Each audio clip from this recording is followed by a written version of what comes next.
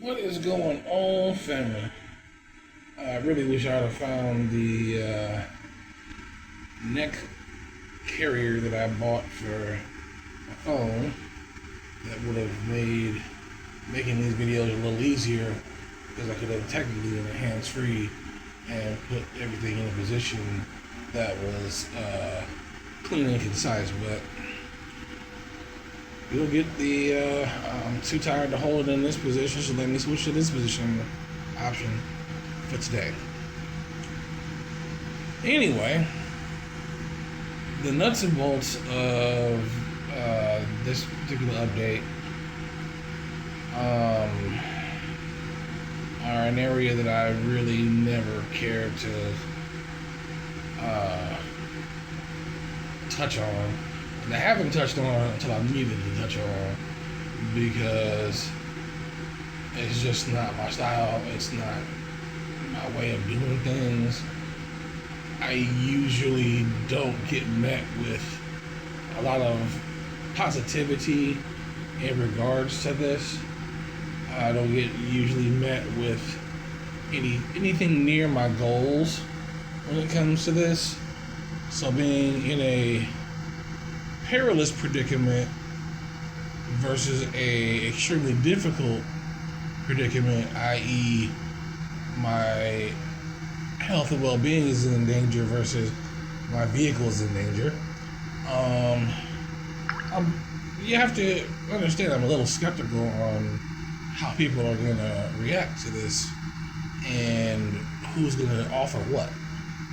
The long story incredibly short, looking at the paperwork soonish in regards to how I'm going to be discharged, roughly when I'm going to be discharged, where I'm going to be discharged to, because the plan is definitely to try to find a facility to get me situated in. I've started the process of applying for Wisconsin Medicare so that they can pick a rehab facility for me there that I can hopefully just be able to get in my van and go to and call it done. But we will see how that plays out because one, Wisconsin's not fast in anything, and two, the language they use here has that feeling of, we understand how bad your situation is, but you know we probably are going to need this bed soon. Well, we probably do need this bed soon because somebody in the worst situation or similar situation needs this space. And I know they don't mean it that way. It's more along the lines of them trying to find a nice way to say, we need you to get your situation together so that you can move on with your life. And we can move on with ours. Which is fine. But at the same time, at the end of the day, what they're saying is, we need that money. So, with the fact that things are still progressing at a super medium pace with my left leg, like everything was great for the first 3 or 4 days, like it was just bang out, phenomenal progress, and then it just slowed down to a crawl, which honestly I feel like that has to do with them doing a procedure on certain lesions on my leg that were easy to access to get pus to essentially let itself out and remove itself from the system, thereby helping further negate the need for antibiotics, which I think I'm on one of my last doses or so, something along those lines. I forget. But in any event,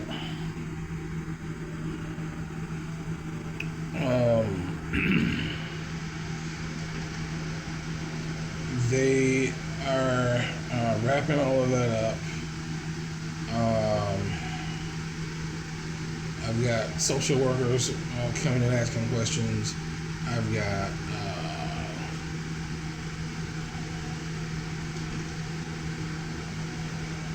multiple types of workers at the moment coming and asking questions.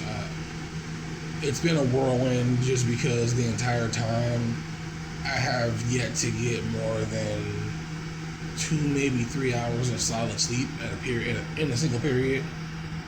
I've pretty much been in a sleep limbo the entire time because, vitals need to be taken at 12, blood needs to be taken at 1.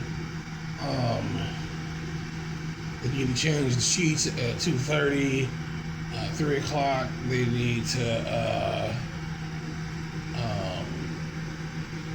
check my blood pressure, and at 4 o'clock the cycle begins again. And it's like, in that time frame, y'all really haven't given me a chance to sleep or really reset my mental energy, let alone any other energies about my body that would have allowed me to build up more energy to be more physically functional than I currently am. But yet physical therapy is like, let's get you off the side of the bed, get you standing up. Did you read my chart? Did you happen to read my chart? Yeah, there's just nasty chemical in my system that's telling my leg that it is so swollen that it will roll if I decide to put my foot on it. So yeah, but then again, I think everybody's been down that road where they've had clashes with physical therapy and occupational therapy as far as what constitutes what you should be able to do right now and what constitutes what you can be able to do right now. It is what it is. I'm trying not to get in my feelings about it because I know they're just doing their job, and I'm trying not to let the people that are just here doing their job interfere with my experience overall, because my experience overall has been pretty good. There's been a decent number of doctors and nurses here that have treated me like a human being, like an individual, like an intelligent person, and actually listened to what I had to say, changed up how they did certain things in order to do it in a way that makes more sense for my body type, so on and so forth. So I'm very appreciative of that. Very, very appreciative of that. Because it's not often that they actually, listen to you and do things the way that you need them done. Because it's like, oh, well, I've been doing this for 20 years. Well, you've been dealing with people who are 200 pounds. I ain't 200 pounds. We ain't gonna have that discussion. Because if you gotta lift me like I'm 200 pounds, you're gonna go home with a hernia. Or a 3. So, I'm surprised that I've been able to have this entire 10 minutes to myself to pull off this video, because I've been trying to get paperwork done, and that's been difficult because mental fortitude due to lack of proper sleep, as well as timing. Every time I get ready to get going on it, I get distracted by somebody that's coming in and taking care of something that either actually needs my attention or partially needs my attention. So, but I'm getting what I need to get done at the pace that I can get it done. All I can do to the people that was hoping that I get it done in a more timely manner than I am, is apologize. Let's see, any other major updates?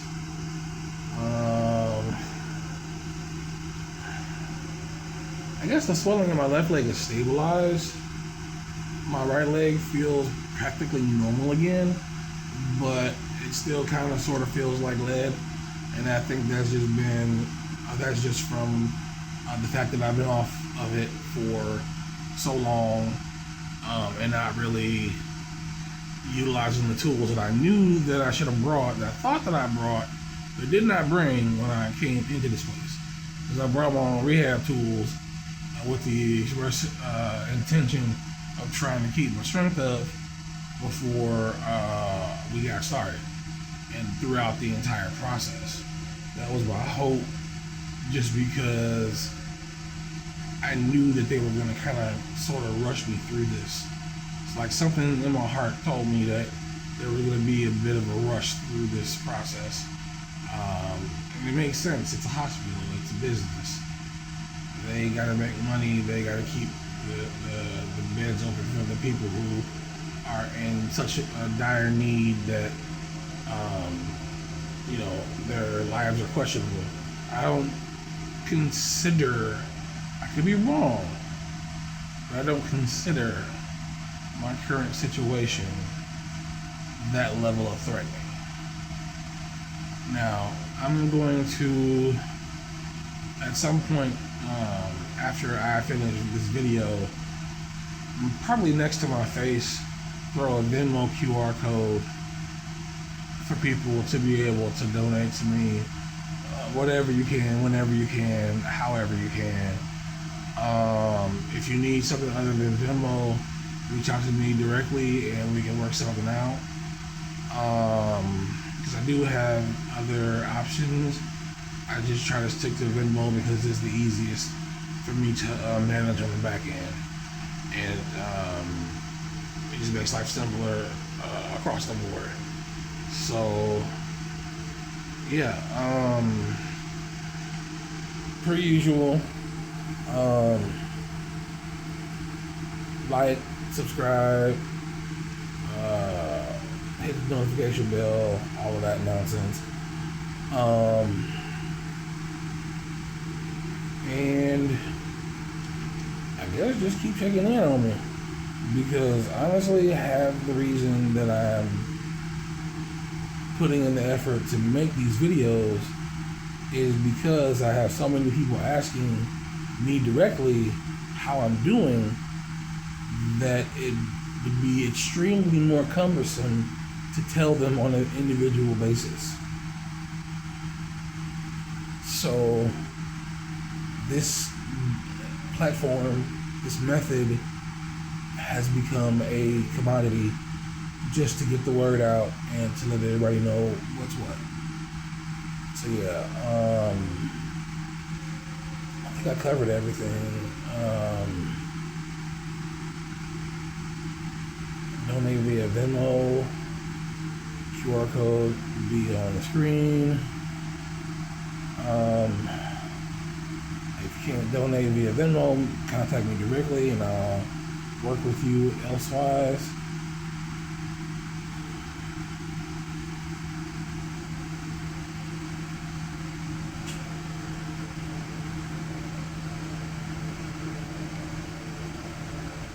Yes, all T's are crossed and all I's are dotted. Can't think of anything else at the moment. But if I do, I will try to throw in another video in a timely manner. So, I know what I'm thinking about. So, the secondary half of the situation that I'm kind of starting to deal with, but haven't gotten any gravity under, any footing under, has been how I'm gonna get from here to either a facility or somewhere to park and be safe while I get the help that I need from whoever I need it from. I mean, I do have options. I don't necessarily have to go back to Wisconsin. It just makes no sense to go back to Wisconsin because I'm currently a resident of Wisconsin. I am hoping to work on that so that I can be a bit more free about how I can handle health insurance related stuff, because I know there are options out there that make it easier to not be a resident of a particular place, or to be a resident of a particular place is easier no matter where you're at, to get the insurance process going through and whatnot. So, but yeah, anyway, getting me out of here when the time comes, which the plan that makes the most sense to me, given how I function anyway, is having somebody ride with me and monitor me and do the physical things that I cannot do that keep me from being able to drive myself, which would at this point in time primarily be paying for gas, stopping and paying for gas, and pumping it itself. Because other than that, I have and can forcibly rearrange things in a generally timely manner. I can have what I need to cover all the other basics, that being my ability to eat something of substance, my ability to drink something, though it may not be cold. I do have a decent amount of water in the van that I grabbed ahead of time for the trip. The only thing that's questionable at the moment is bathroom facilities, but I am pretty sure I have an idea that I can pull off that will work for this circumstance. It'll be a bit of what's the word I'm looking for? TMI close quarters thing for whoever is riding with me, but at the same time, if that's the only option that I end up being able to work with, I gotta do what I gotta do. I mean, it does depend on how mobile I'll be once we get to that point, because if I'm capable of at least getting in the van and getting toward the middle of the van, then I can function in some privacy, and make the other person feel at least, that they have some privacy separated from me. But if not, and we gotta be close buddies while I'm popping out a warm one, it is what it is. I've just reached that point where I've stopped trying to utilize niceties in order to say what I gotta say. If it needs to be said, it needs to be said.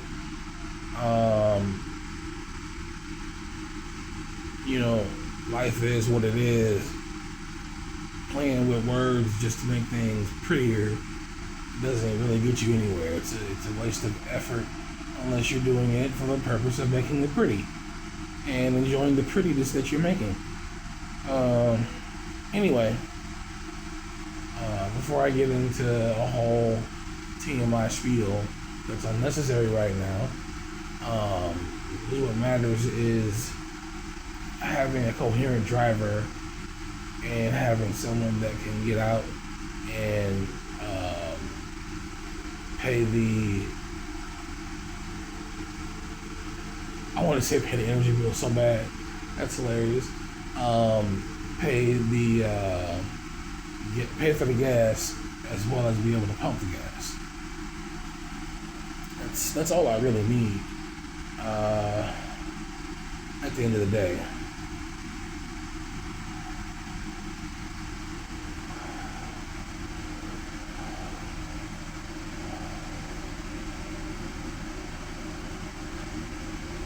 I'm really putting some thought into this and trying to think of anything else that I would run into process-wise that I would need.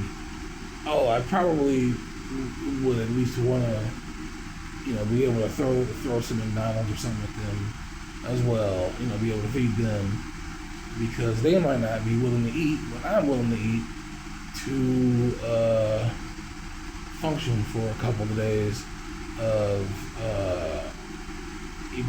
emergency situations. But yeah, that is a discussion that is open-ended at the moment. If you think that you are willing to, honestly, you probably, if you own your own vehicle and you don't mind making the general trip, you don't necessarily have to be in the vehicle with me. You just need to be close enough while I'm driving to just generally monitor my driving and make sure that I'm not seeming incoherent to any degree, which I doubt I will, because once I get behind the wheel, I'm pretty much locked in. Been that way for the last, 30 some odd years of professional driving. But as long as when we get to the gas station, I can throw you the money necessary, you do the work, and we get back on the road, then you don't necessarily need to be in the same vehicle as me. You can just drive your own vehicle in your own space and be comfortable with yourself. You just need a 1 to 2 day period to be able to do that with, because the drive it's an estimation right now. I need to actually sit down and do the raw numbers so that I can at least tell people how much time it'll take to get from here to my shop, because that would be a base destination regardless. Mainly because it's a base destination from anywhere that I come from out of town. It just makes the most sense. So I'll figure that out, get a definite time frame, or at least probably give half an hour extra on whatever it tells me, just to be safe, because you never know what could happen. Be that a car accident, someone else's ignorance that just slows us down in some random place, or bad traffic in general because we happen to leave at the wrong time of day. But yeah, the overall distance is somewhere around 15 hours, give or take. Like I said, I'm gonna verify the day, and I'll probably post that on Facebook and whatnot, and go from there to see, who has a window of opportunity, availability, yada yada yada. Because I know this is the kind of thing that takes people away from their jobs if they have normal day-to-day jobs, and that's not the kind of person I am. So anyway, I'm gonna go ahead and wrap this up. Because between my arms being generally tired and my head being generally tired, which leads to y'all just pretty much staring at my nose while I'm talking, this is not very visually appealing. And there's not much I can really do to make it very visual appealing, unless, we have some kind of random Michael Bay explosion outside the window. But, nobody plans for that.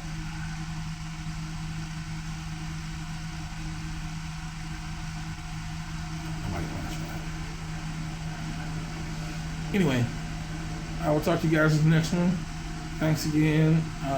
Like, share, subscribe, yada, yada, yada, do all that nonsense. And I will see you in the next video. Peace.